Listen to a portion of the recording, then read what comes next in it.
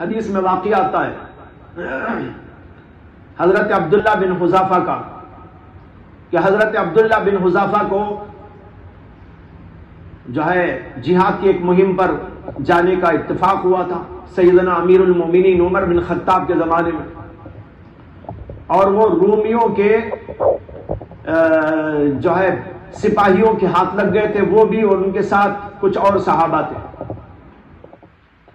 انہوں نے ان کو پکڑ کر ان کے بادشاہ کے پاس پیش کر دیا، تو بادشاہ نے ان کو بند کر رکھا اور پھر یہ کہا کہ تم اسلام چھوڑو اور ہمارے دین میں داخل ہو جاؤ۔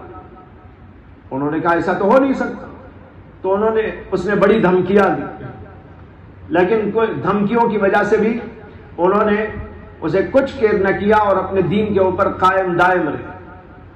آخر میں اس نے حکم دیا کہ ایک دیگ جلاؤ اور اس کے اندر تیل ڈالو۔ آگ جلائی گئی، دیگ رکھا گیا اور اس کے اندر تیل ڈالا گیا، اور تیل جب اچھی طرح کھولنے لگا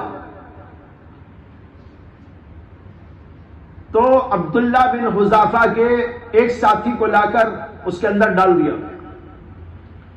کیا حال ہوا ہوگا؟ کباب بن گئے وہ کھولتے ہوئے پانی، وہ تیل کے اندر جب ان کو ڈالا گیا بس کباب بن گئے۔ اس کے بعد دوسرے کو لا کے ڈالا گیا، ان کا بھی وہی حال ہو۔ تو حضرت عبداللہ بن حذافہ رونے لگے۔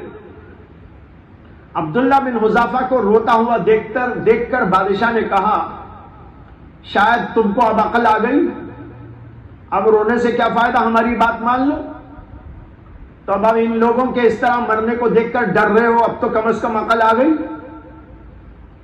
انہوں نے کہا کہ تم کو غلط فہمی ہو رہی ہے، میں ان کے اس حال کو دیکھ کر نہیں رو رہا ہوں کہ مجھے بھی اس طرح ڈال کر مار دیا جائے گا، میں اس لیے رو رہا ہوں کہ میرے پاس تو ایک ہی ایک جان ہے، وہ جان اس میں ڈال کر مار دی جائے گی تو پھر اللہ کے نام پر مرنے کے لیے میرے پاس کوئی اور جان نہیں، اس لیے رو رہا ہوں کہ ایک ہی جان ہے، اگر اللہ کئی جانیں دیتا وہ ساری جانیں اسی طرح قربان کر دیتا۔ یہ واقعہ تاریخ کی کتابوں میں لکھا ہوا موجود ہے۔ اس سے اندازہ کرو کہ ایمان جب راسخ ہوتا ہے تو اس کا کیا حال ہوتا ہے۔ یہ حال ہوتا ہے کہ وہ جلنے، مرنے، کٹنے، ہر چیز کے لیے تیار ہو جاتا ہے، لیکن ایمان کو چھوڑنے کے لیے اور کفر کو اختیار کرنے کے لیے تیار نہیں ہوتا۔